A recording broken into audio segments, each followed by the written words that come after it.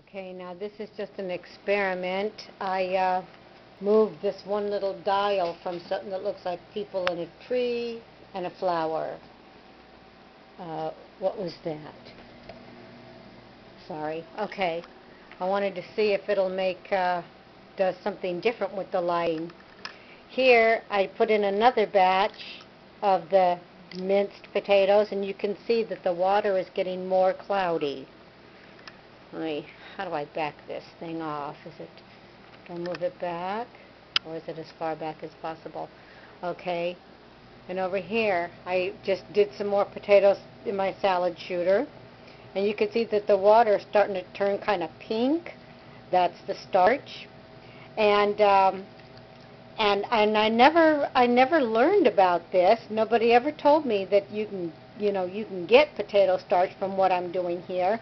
It's just that, the first or second time that I was doing the dehydrated potatoes, and I put them in the water to keep them from turning brown.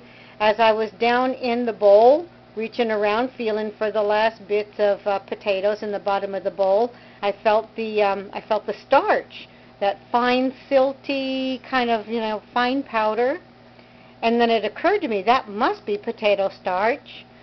So then I poured the water out really fast. If you pour it out slow, it's kind of like pouring out molasses. You pour molasses out real slow and it'll come out. But if you were to dump it out real fast and stand it back up, nothing will come out. Same thing with your potato starch. You want to dump your water out when we're done with these potatoes. You want to dump your water out real quick and then get it stood back up right to keep the starch in. Then we're going to scrape the starch out and put it in a sieve to rinse it off and clean it out. But okay, well, I'll show you when we get there. This was really just a test because I wanted to see if the lighting is better when I push this one button.